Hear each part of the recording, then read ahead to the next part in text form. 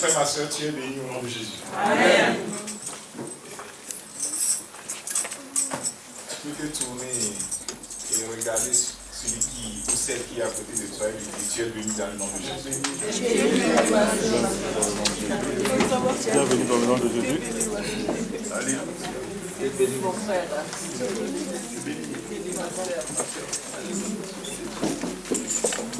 Mon frère, ma soeur, quels que soient tes fardeaux, quels que soient les soucis, ne t'inquiète de rien, car Dieu est plus grand que tout.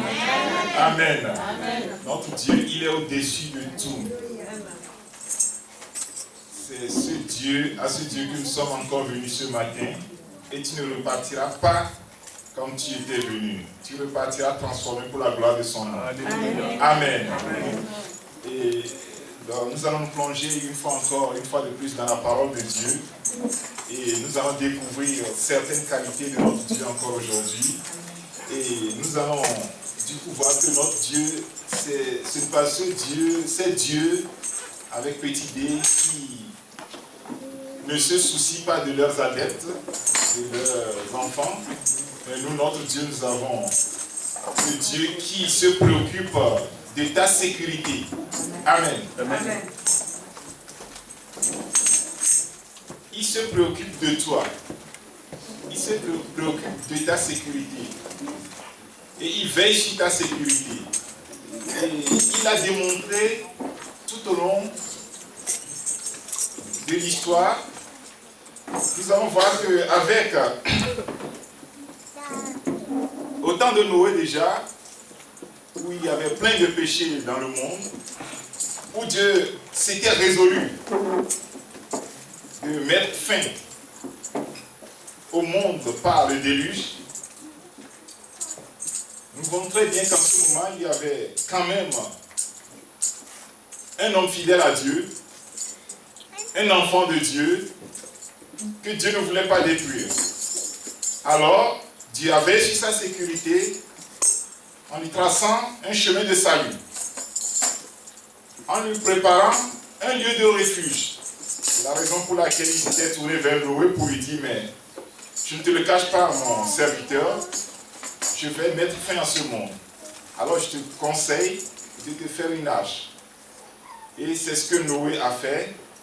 Et lorsque le déluge a commencé, Noé s'est réfugié dans son arche avec toute sa famille. Alléluia. Et le déluge a détruit tout le monde entier, sauf Noé et sa famille. Voilà comment Dieu a toujours préparé un lieu de refuge à ses enfants. Amen. Amen. D'autres exemples, l'exemple de Lot. Nous allons voir que Lot habitait une ville, une cité qui était appelée Sodome et Gomorrhe. Donc, le péché avait atteint son comble. Dieu avait résolu de détruire Sodome et Gomorrhe, mais parce que son enfant, Lot, y était, il avait pris la résolution de préparer un lieu pour Lot, pour qu'il ne prenne pas part à la destruction qui allait surgir sur Sodome et Gomorrhe. Et c'est ce qu'il a fait, il a préparé une ville qui s'appelait Zoar à Lot, où Lot s'était réfugié et il n'a pas pris part, il n'a pas été détruit avec les habitants de Sodome et Gomorrhe. Mon frère, ma soeur, notre Dieu, c'est ce Dieu qui se préoccupe de ta sécurité. C'est ce Dieu qui ne veut pas que tu sois détruit en même temps que les Égyptiens, les mondains, ceux qui ne craignent pas Dieu. Amen. Amen. Et nous allons lire un texte aujourd'hui. C'est dans Nombres, chapitre 35, verset 11. Où Dieu révèle ses intentions à son peuple. Nombres, chapitre 35, verset 11.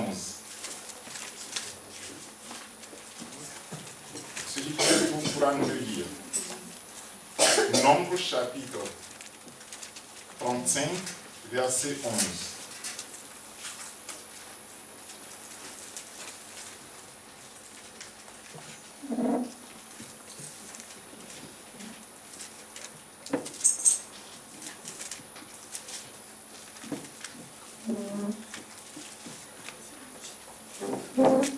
Je lis la parole de Dieu Amen.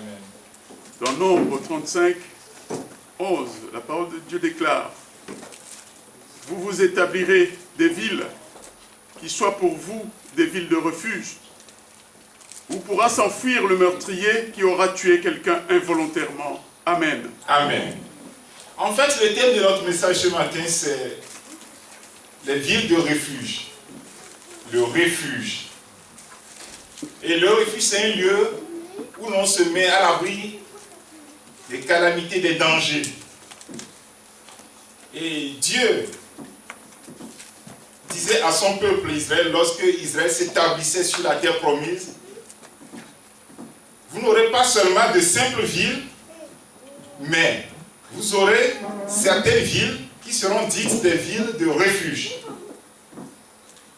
Pourquoi est-ce que Dieu a prévu des villes de refuge à son peuple? Dieu l'a révélé dans ce que nous venons de lire. Parce que Dieu sait qu'à des moments donnés, il y aurait des événements, il y aurait des moments où certains vont tuer involontairement.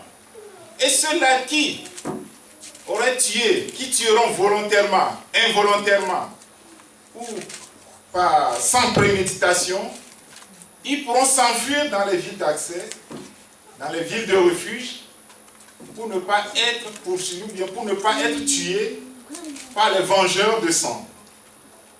Alléluia. Parce que vous savez, lorsque vous tuez par exemple quelqu'un qui m'est cher, la première réaction humaine, c'est la vengeance. C'est de venger celui-là, mon être cher, celui-là qui m'est cher, que tu as tué.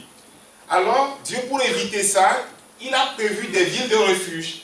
Donc, si il arrive des meurtres involontaires, le meurtrier s'enfuit, qu'il s'enfuit dans ces villes de refuge afin qu'il ne périsse pas. Amen. Voilà encore une preuve de l'amour de notre Dieu. Voilà encore une preuve que Dieu se préoccupe de nous, ses enfants. Voyez, qui dans ce monde, en bâtissant une ville ou bien un pays, peut penser à des choses comme ça? Mais notre Dieu, il est prévoyant. Amen. Il anticipe. Il sait qu'il arriverait des moments comme ça. Il sait qu'il arriverait des choses comme ça. Donc il anticipe. Il dit, bon, donc créez-vous des villes de refuge. Et en Israël, il avait prévu 6 villes de refuge. Et c'était géographiquement bien disposé afin que partout où tu te trouves en Israël, tu puisses avoir le plus rapidement accès à ces villes de refuge. Amen. Amen. Et c'est ce que le peuple a fait. Donc il y avait en Israël des villes de refuge. Et en cas de meurtre involontaire, celui qui l'a commis se réfugie dans ces villes et il était sauvé. Donc, il n'était pas sauvé s'il n'accède pas à cette ville de refuge. Donc, le secret pour être sauvé, pour ne pas être assassiné ou bien tué par le vengeur de sang, c'est de faire tout et tout, alléluia, pour accéder à cette ville de refuge. Faire tout et tout pour accéder à cette ville de refuge. Dieu n'a pas dit au meurtrier involontaire que s'il arrive que tu commettes un meurtre involontaire, reste là pour te défendre. Amen. Dieu n'a pas dit ça.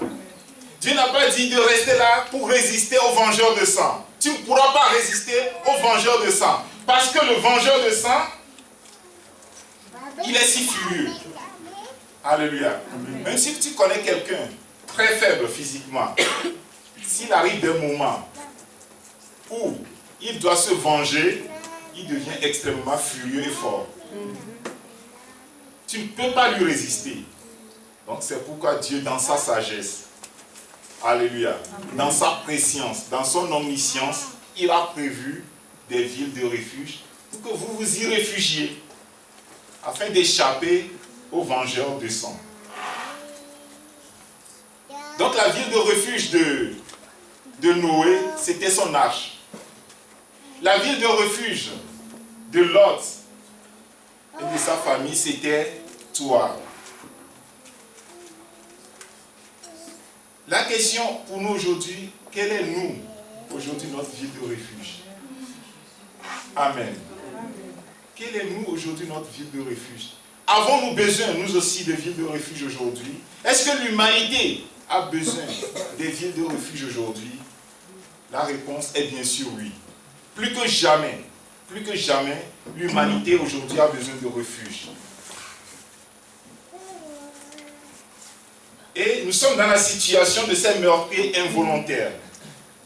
Nous sommes des pécheurs involontaires. On a péché involontairement. Pourquoi est-ce que je dis ça? Nous allons ouvrir une parenthèse pour expliquer pourquoi est-ce que je dis que nous sommes des pécheurs involontaires. Et vous savez, des fois nous posons des actes, nous faisons des choses, nous pensons que c'est nous-mêmes qui les faisons, mais en réalité, nous ne nous contrôlons pas. Nous sommes exactement comme ces meurtriers involontaires. Vous savez, ce n'est pas parce que tu mens que tu es menteur. C'est parce que tu es menteur que tu mens. Ce n'est pas parce qu'on pêche qu'on est pécheur, mais c'est parce qu'on est pécheur qu'on pêche. C'est parce qu'on a hérité d'une nature pécheresse qu'on pêche. Alléluia. On est né pécheur. David, lorsqu'il a commis l'adultère avec la femme de Uri, et qu'il a tué Uri, et que Dieu lui a envoyé le prophète Nathan, et qu'il se repentait, il a prié avec le psaume 51. Et dans le psaume 51, il disait à Dieu, alléluia, c'est dans le péché que j'ai été conçu. Et je suis né dans le péché. Donc, depuis ta conception déjà a été faite dans le péché. Donc, l'homme, l'être humain, il est, de par sa nature, pécheur. Donc, cela n'a pas été un choix. Personne n'a choisi d'être pécheur. C'est un héritage automatique. Une fois que tu nais dans ce monde, tu nais pécheur. Alléluia. Vous savez, on ne naît pas chrétien. S'il y avait possibilité de naître chrétien, il n'y aurait pas question de nouvelle naissance. Alléluia. Tu peux être né du pasteur le plus loin du monde. Tu as besoin de la nouvelle naissance. Amen. On devient chrétien par la nouvelle naissance. Amen. On n'est pas chrétien par héritage, mais on est pécheur par héritage. Donc c'est pourquoi je dis que nous sommes des pécheurs involontaires, comme ces meurtriers involontaires. Donc l'homme naît pécheur, et de par cette nature pécheresse, on a commis beaucoup de meurtres. On a enfreint beaucoup de lois. On a péché contre Dieu. On a péché contre nos semblables. On a péché contre la nature. Et aujourd'hui, les vengeurs de sang qui poursuivent l'humanité, ils sont nombreux. Parmi les vengeurs de sang, nous pouvons citer les démons. Les démons de pauvreté. Les démons de maladie. Les démons de mort subite. Les démons d'accident. Ils sont nombreux à poursuivre l'humanité. Et ils sont très furieux. Parce que le péché est à son comble. Le péché est à son comble de nos jours. Des choses impensables, il y a quelques années, sont aujourd'hui possibles, même naturelles. Il y a des choses, il y a 10 ans, 20 ans, si ça venait à ta pensée, tu dirais, mais c'est impossible. Mais aujourd'hui, c'est naturel. C'est tellement simple que je n'ose pas les citer parmi nous ce matin. Les choses qui se commettent dans l'ombre. Et aujourd'hui en lumière. Ce qui fait que les vengeurs de sang aujourd'hui sont si nombreux. Nous venons de citer les démons. Il n'y a pas que les démons aujourd'hui. La nature aussi est en train de prendre sa revanche. Parce qu'on a enfreint les lois de la nature. On a péché contre la nature. Donc aujourd'hui, la nature prend sa revanche. Et ce sont les tremblements de terre. Ce sont les inondations. Ce sont les tempêtes, les ouragans qui se multiplient. Et ce ne sont que les débuts. La nature est en train de prendre sa revanche. On a repoussé la mer en créant des ports de quelques mètres. La mer est en train de reprendre ce qu'on a appris. L'humanité a exagéré. Aujourd'hui, mon frère, ma soeur, c'est pour te dire tout simplement que plus que jamais, nous avons besoin de cette ville de refuge. Dieu n'a pas changé. Dieu qui, dans les temps anciens, depuis la nuit des temps, s'est préoccupé de ses enfants, de la sécurité de ses enfants, il est encore le même aujourd'hui et il se préoccupe de ta sécurité. Donc il a prévu pour toi une ville de refuge. Alléluia. Amen. Et cette ville de refuge, tiens-toi bien, ce n'est plus Jérusalem, ce n'est pas une ville géographique de ce monde, mais, alléluia, alléluia, amen. Notre ville de refuge, c'est Jésus. Amen. C'est la bonne nouvelle du jour. Notre ville de refuge, c'est Jésus. Amen. Amen. C'est Jésus que Dieu nous donne. Et il n'y a qu'en Jésus qu'on puisse trouver le vrai refuge. Il n'y a qu'en Jésus qu'on puisse trouver la vraie sécurité. Amen. Mais mon frère, ma soeur, c'est étonnant. C'est étonnant de voir encore aujourd'hui des gens qui pensent qu'ils pourront résister aux vengeurs de sang par leurs propres efforts, par leur propre sagesse, par leur propre savoir-faire.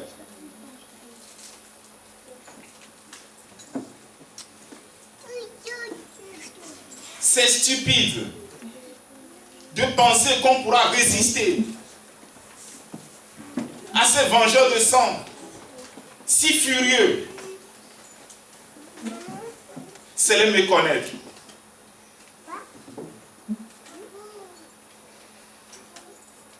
Aujourd'hui, au lieu de courir à Jésus, au lieu de chercher son refuge en Jésus, au lieu de chercher sa sécurité en Jésus,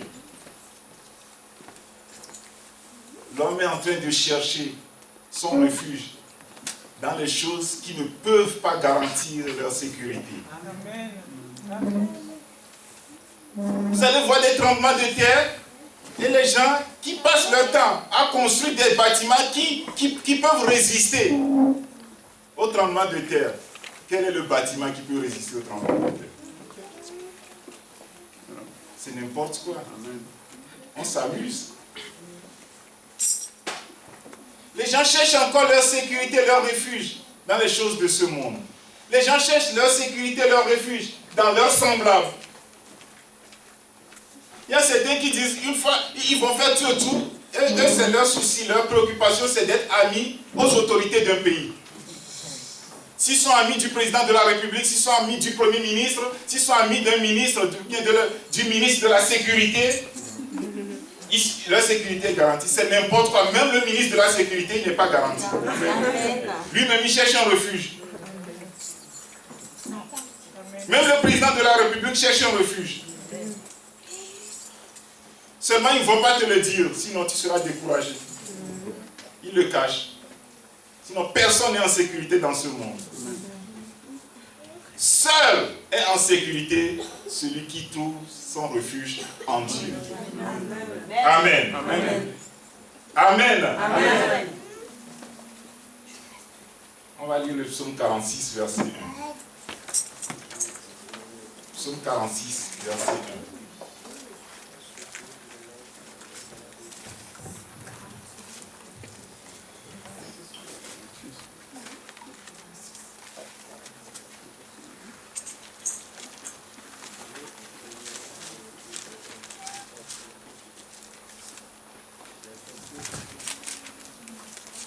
Psaume 46, verset 1.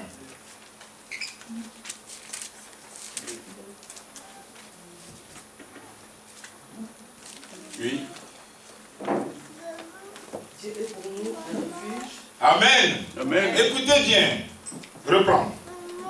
Dieu est pour nous un refuge et un abri, un secours qui ne manque jamais dans la détresse. Amen. La Bible est claire. La Bible est claire. Aujourd'hui, ce n'est plus une hache. Aujourd'hui, ce n'est plus une ville comme au temps de Lot. Mais aujourd'hui, la Bible nous dit, Dieu est pour nous un refuge et un soutien. Et un secours qui ne manque jamais dans la détresse.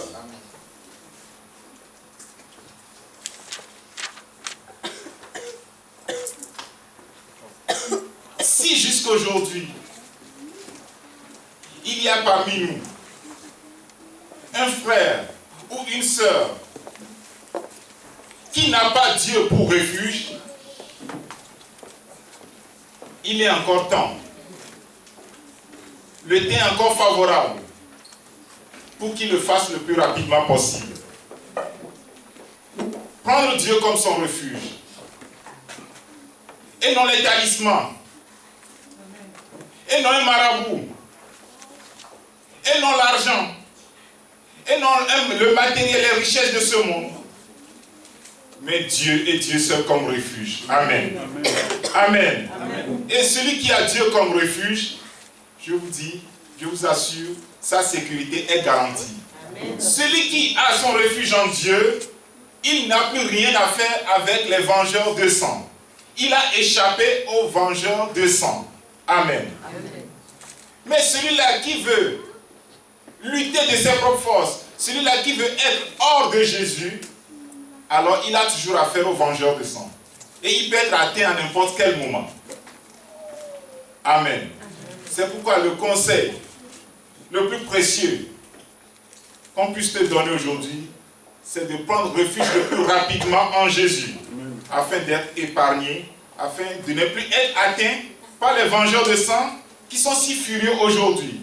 Aujourd'hui, il n'y a qu'en Jésus qu'on puisse trouver la sécurité par rapport aux calamités de ce monde, par rapport à la nature qui prend sa revanche. Ce n'est pas encore un ouragan, j'espère. Amen. Amen. Et puis il y a une chose extraordinaire que j'aimerais partager avec vous. Lorsque vous prenez refuge en Dieu, lorsque Dieu est votre refuge, écoutez très bien, lorsque Dieu est votre refuge, il ne l'est pas pour vous, il ne l'est pas pour toi seulement, mais il est pour toi et pour ta génération, Amen. Pour tes enfants. Amen. Amen. Ce n'est pas moi qui le dis, c'est la Bible qui nous le confirme. Nous pouvons le lire rapidement dans Proverbes chapitre 14, verset 26. Proverbes chapitre 14, verset 26. Lorsque toi tu te réfugies en Dieu, il n'y a pas que ta sécurité qui est garantie, mais la tienne et celle de tes enfants. Amen. Amen. Nous pouvons le lire rapidement dans Proverbes chapitre 14, verset 26.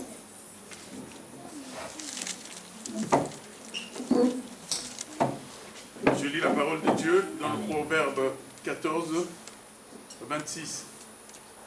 Celui qui craint l'Éternel possède un appui ferme, et ses enfants ont un refuge auprès de lui. Amen. Amen. Et ses enfants aussi ont un refuge auprès de lui. Vous savez, nous vivons un temps où, plus que jamais, nos enfants sont très convoités. Et ils ont besoin de protection. Mais toi tu peux les protéger partiellement. Tu ne peux le faire que partiellement. Parce que tu n'es pas partout avec eux. Lorsqu'ils sont dans leurs écoles, toi tu es dans ton travail. Tu ne les suis pas. Même si tu les suivais, même si tu prends la décision d'être à n'importe quel moment et à n'importe où avec eux, en face du danger, tu ne peux pas les protéger. Vous savez, et c'est c'est naturel. L'égoïsme est naturel. C'est une maman, c'est l'image d'une maman avec son petit au dos. Quand on dit il y a une pierre qui est lancée, qu'est-ce qu'elle fait instinctivement? Ça. Après de se rappeler qu'il y a l'enfant derrière. Vous savez, vous ne pouvez pas protéger vos enfants. Bon, donc, vous ne pouvez pas être pour vos enfants un refuge. Mais Dieu vous promet que si vous faites de lui votre refuge, il le sera aussi pour vos enfants. Amen. Amen. Donc, c'est ces sorciers qui la nuit ne dorment pas, qui se réunissent en conseil, cherchant des stratégies pour t'atteindre ou pour atteindre tes enfants, ils le feront en vain. Amen. Amen. Amen. Parce que ta sécurité est en Dieu. Amen. Dieu est ton refuge. Donc Dieu veille sur toi et sur ta maison. Amen. Amen. Amen. Ils vont se réunir. Mais pendant qu'ils se réunissent, la confusion va régner dans leur camp. Ils ne comprendront rien, ils n'auront aucune stratégie pour t'atteindre. Parce que dans cette ville de refuge où tu es intouchable. Toi et tes enfants. Amen. Amen. Tu n'as plus rien à faire avec les démons. Ils viendront. Très furieux comme toi par un seul chemin. Mais la Bible dit que par 7 chemins, ils s'enfuiront. Alléluia. Amen. Amen. Ils n'ont pas accès à cette ville de refuge. Amen. Ils n'ont pas accès. Vous savez, lorsque vous êtes réfugié dans une ville ou bien dans un pays, votre sécurité dépend désormais de ce pays. Donc, vraiment, pour vous atteindre, il faut qu'on atteigne d'abord le pays avant de vous atteindre. Et qui peut atteindre Dieu? Qui peut vaincre Dieu? Donc, évidemment, que vous êtes intouchable. Amen. Amen. Intouchable vous êtes. Dis à celui qui est à côté de toi, tu es intouchable en Jésus.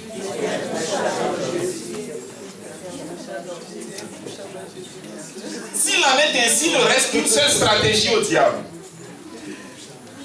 S'il en est ainsi, il ne reste qu'une seule stratégie au diable, au vengeur de sang, c'est de te faire peur. Il n'y a que ça qui lui reste.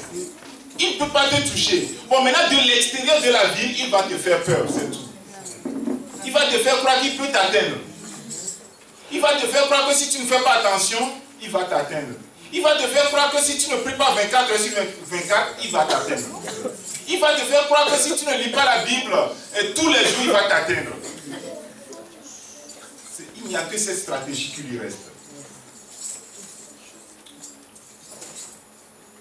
Alléluia. Amen. C'est un frère qui, je vous l'avais déjà dit une fois, il se reposait après une séance d'évangélisation dans une contrée très possédée par les démons. Il se reposait et puis la nuit maintenant il voyait des choses bouger dans... Il entendait des bruits, il se réveille, il voit des choses bouger et il s'adresse à son Dieu, mais Dieu, qu'est-ce qui se passe? Et puis une voix lui dit, ce sont les démons. Alléluia. Amen. Si tu étais à sa place, à la place du frère, que ferais-tu? Amen. C'est ce que le frère a fait.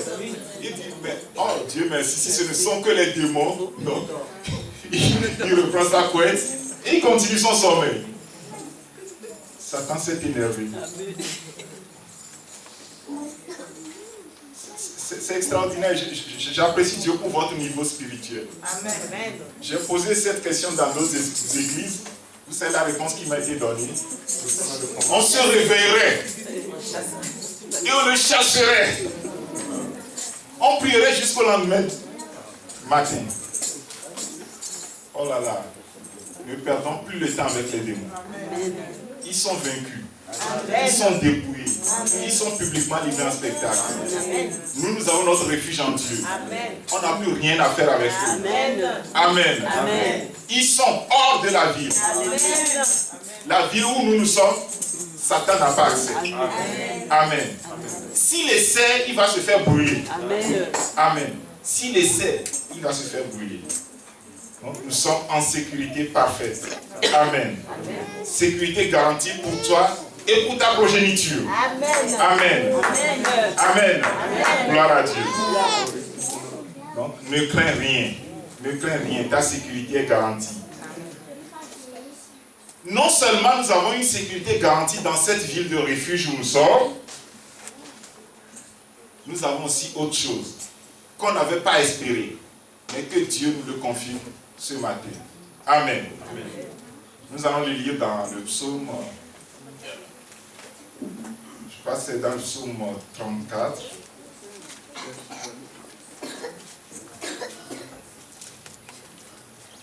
Psaume 34, verset 8.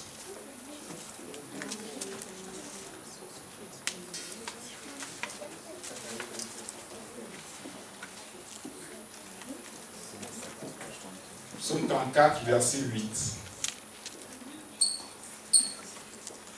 Lisons la parole de Dieu. La Bible déclare: l'ange de l'Éternel tombe au jour de ceux qui le craignent et il les arrache au danger. Amen. Amen. Amen. C'est ça? 34, oui. Selon les versets, c'est décalé. Santé, voyez. C'est décalé. Donc je vais voir vraiment. C'est celui-là. Santé, et voyez combien l'Éternel est bon. Voilà. Heureux l'homme qui cherche en lui son refuge. C'est selon les... Merci. Ah, c'est le Amen. Donc, semblerait-il qu'il y ait un décalage au niveau des versets, selon les versions. Donc, c'est la partie que j'aimerais que le pasteur vienne de lire. Amen. Donc, santé. Alléluia. Alléluia. Amen. Santé et voyez combien il est bon. Heureux. Heureux est celui qui a pour refuge l'Éternel. Donc, non seulement notre sécurité est garantie en Dieu, nous trouvons aussi le bonheur. Amen. Amen. Parce que vous savez, lorsque vous êtes réfugié dans une ville où vous n'êtes pas à l'aise, c'est dangereux. Parce que là, l'ennemi aura espoir. Que, puisqu'il n'est pas à l'aise, un jour, il finira par quitter cette ville et je l'aurai. Donc, il aura espoir, il va attendre, il va t'attendre. Parce qu'il sait que tu n'es pas à l'aise. Donc, Dieu, dans sa sagesse, il n'a pas seulement garanti notre sécurité dans cette ville, mais il nous rend heureux. Amen. Il nous rend heureux pour que nous n'ayons jamais le désir de repartir de cette ville. Amen. Amen. Mon frère, ma soeur dans le Seigneur,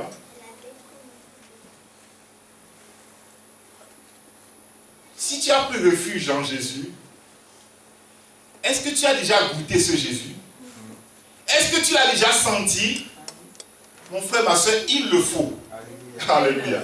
Il faut que tu goûtes à ce Jésus. Alléluia. Il faut que tu sentes ce Jésus. Il faut que tu examines, tu expérimentes plutôt sa bonté. Il faut que tu évalues la bonté de ton Dieu. Il faut que tu évalues la douceur de ton Dieu. Il faut que tu le goûtes pour que tu te rendes compte de comment il est succulent ce plat. Il est doux. Il est succulent. Et heureux tu es, toi qui trouves refuge en ce Dieu. Amen. Amen. Amen. Il y a un bonheur en Dieu. Indescriptible. Le vocabulaire humain est si faible, si pauvre, qu'on ne peut pas décrire ce bonheur. Ce bonheur, tu ne peux que le vivre. Si tu ne l'as jamais vécu, tu ne comprendras rien. Parce que personne ne pourra te l'expliquer. C'est un bonheur qui n'a rien à voir avec les bonheurs qu'on a connus dans l'autre vie où on était. Là où on était persécuté, il y avait des soi-disant bonheurs, des semblants de bonheur. Mais dans la ville de refuge, dans notre ville de refuge qui est Jésus en Jésus, nous avons un bonheur inégalé. un bonheur incommensurable. Et c'est d'ailleurs, c'est l'unique. C'est le vrai bonheur. Le vrai bonheur, ce n'est qu'en Jésus. Amen. Amen. Amen. Amen. Ma prière est que tu puisses goûter à ce bonheur. Pasteur, je sens, j'ai l'impression que beaucoup de chrétiens aujourd'hui n'expérimentent pas ce bonheur. C'est la raison pour laquelle vous vous tournez encore vers les soi-disant bonheurs. Je suis étonné. Je suis abattu. Je suis découragé de voir des chrétiens aujourd'hui se tourner vers les plaisirs de ce monde, vers les soi-disant bonheurs de ce monde. Se tourner vers les soi-disant bonheurs de la ville que nous avons déjà quittée. Amen. Vous savez, je veux parler un peu de ces bonheurs que nous avions quittés. C'est des bonheurs extérieurs. C'est des bonheurs éphémères. C'est des bonheurs, peut-être un bonheur de quelques secondes, de quelques minutes, de quelques heures. Le bonheur lié à l'alcool. L'alcool vous met dans un état second et vous pensez que vous êtes heureux, mais juste quelques minutes après l'effet de l'alcool, on se retrouve face aux problèmes beaucoup plus grands. On n'appelle pas ça bonheur. C'est un semblant de bonheur. Les bonheurs liés aux circonstances extérieures de ce monde, ce ne sont pas des bonheurs. Des bonheurs que nous avons, que nous éprouvons lorsqu'on a une prospérité financière. Ce n'est pas un vrai bonheur. Amen. Amen. Lorsque le porte-monnaie est vide, on est malheureux. Lorsque le porte-monnaie se remplit, on est heureux. Ce n'est pas le vrai bonheur. Ce n'est pas de ça que la Bible nous parle. Alléluia. Ce n'est pas ce bonheur qui est présent lorsque tout le monde vous aime. Et lorsqu'on vous contrarie, on vous contredit, vous êtes malheureux. Ce n'est pas de ce bonheur que la Bible parle. Le bonheur dont la Bible parle, c'est un bonheur intérieur. C'est un bonheur qui résiste à toutes les épreuves de ce monde. C'est un bonheur intarissable. Vous savez, on peut comparer ce bonheur à... Il y a certains fleuves qui ne tarissent jamais, quelle que soit la saison. Que ce soit la saison sèche ou la saison des pluies, il reste le même, égal à lui-même. Ce bonheur, il est comme ça. Que tu sois éprouvé ou pas, que tu traverses des difficultés ou pas, c'est un bonheur qui reste. Amen. Donc, si vous avez vraiment expérimenté ce bonheur, le bonheur que nous donnent les boîtes de nuit, vous n'aurez plus aucune envie de les revoir. Alléluia. Amen. Alléluia. Amen. Loin de juger nos frères et sœurs qui éprouvent encore des plaisirs dans les boîtes de nuit, dans les fêtes et autres, je veux vous dire tout simplement que je ne vous comprends pas. Je ne vous comprends pas. Expérimenter ce bonheur et puis retourner encore à ces semblants de bonheur, c'est incompréhensible. Donc si vous avez encore cette envie, ce désir de retourner à ce bonheur que nous avions dans l'autre ville, c'est parce que vous n'avez pas encore goûté au bonheur de la ville de refuge. Amen. Au bonheur qu'on a en Jésus. Et ma prière, et que ta prière soit, Seigneur, je veux te goûter. Amen. Je veux vraiment moi aussi t'expérimenter. Je veux expérimenter ce bonheur. Ça, sois franc avec toi-même. Si tu l'as expérimenté ou pas, tu dois le savoir. Si tu ne l'as pas encore expérimenté, fais-le le plus rapidement possible. Demande à Dieu de te conduire dans cette nouvelle dimension. Amen. Amen. Parce que Dieu a tout fait, Dieu a tout prévu pour que dans la nouvelle ville, dans la ville de refuge, tu sois complètement coupé de l'ancienne ville. Tu as tout fait pour ça. C'est pourquoi tu ne dois même plus. Vous savez, lorsque Dieu délivrait Lot avait envoyé ses anges pour délivrer Lot et sa femme de Sodome et Gomorrhe, qu'il allait détruire par le feu. Quand l'ange les avait conduits à la porte de la ville, hors de Sodome et Gomorrhe, qu'est-ce que l'ange leur a dit? Très bien. Ne regardez pas en arrière. Regarder en arrière, c'est encore se souvenir. Être nostalgique du passé. Donc Dieu ne veut pas ça de toi. Devant, c'est devant. Regardez devant vous et avancez jusqu'à la ville de refuge. Et dans la ville de refuge maintenant, vous n'aurez plus aucune envie de regarder derrière. Amen. Amen. Nous allons lire un passage dans Nombres, chapitre 11, verset 5. Nombres, chapitre 11, verset 5. Nous allons voir une bêtise que Israël a commise.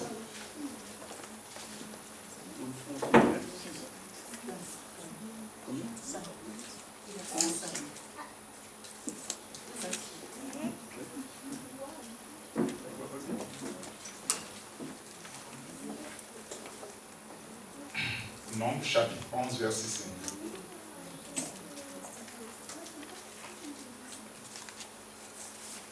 Lisons la parole de Dieu dans le livre de Nombre 11, chapitre 5. Qui nous donnera de la viande à manger? Nous nous souvenons des poissons que nous mangions en Égypte et que nous coûtaient rien. Des concombres, des melons, des poireaux, des oignons et des zoltes. Quelle bêtise! Quelle bêtise! Quelle ingratitude! Quel manque de reconnaissance envers Dieu! Oh. Voyez l'état dans lequel Israël était en Égypte. Misère sur misère. Pendant 4 siècles, ils ont crié à Dieu. Parce qu'ils vivaient vraiment la galère. Ils étaient misérables. Ils pleuraient nuit et jour. Et maintenant, Dieu s'est souvenu d'eux. Il les a délivrés. Après cette délivrance maintenant, au lieu de regarder devant, ils pensent encore aux melons, aux poissons, aux oignons. L'homme. Alléluia.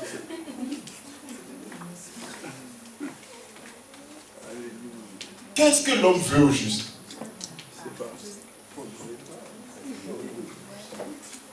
Mon frère, ma soeur, c'est exactement ce que nous faisons aujourd'hui. Nous sommes en Jésus. Mais je vous dis, qu'est-ce qui nous manque à Jésus? Qu'est-ce que nous n'avons pas en Jésus? Moi, je ne vois pas. Et qu'est-ce que nous allons encore chercher dans le monde?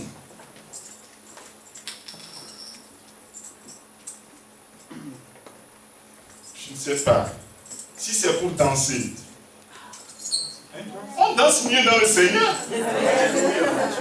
Est-ce que j'ai besoin d'aller dans les fêtes mondaines, dans les boîtes de nuit, pour danser? Non. Mais on danse mieux dans le Seigneur. Écoute, dans les boîtes de nuit, vous allez danser et le lendemain, vous revenez avec les maux de tête. Alors qu'ici, on danse et puis on ressort guéri. Amen. Mais goûtons au bonheur en Jésus. Nous n'aurons plus jamais envie de retourner à ces semblants de bonheur que nous offre le monde. Le vrai bonheur, c'est en Jésus. Combien nous sommes heureux en Jésus. Et si nous goûtons vraiment, si nous avons la révélation du bonheur en Jésus, nous n'aurons plus jamais envie de retourner derrière. Nous allons même oublier ce qui se passe de l'autre côté. Alléluia. Amen. Israël n'avait pas la révélation de la manne que Dieu leur donnait. Amen. C'est pourquoi ils disent, mais Tous les jours la manne, tous les jours la manne. Alors qu'en Égypte, il y avait des oignons, des concombres, des melons, des poissons. Mon frère, ma soeur, ma prière, notre prière est que Dieu nous révèle le bonheur caché en Jésus. Amen. Amen. Amen. Il nous le faut. Il nous le faut. Et si on a la révélation, on pourra dire, comme la Bible nous le dit, un jour dans tes parvis. Alléluia. Un jour dans tes parvis vaut mieux que 1000 ailleurs. Amen. Oui. Je préfère venir louer Dieu 5 minutes que de passer toute une nuit dans une boîte de nuit. Amen. Le vrai bonheur, c'est en Jésus. Donc, non seulement notre sécurité est garantie en Jésus, le bonheur aussi y est. Le confort dont tu as besoin y est.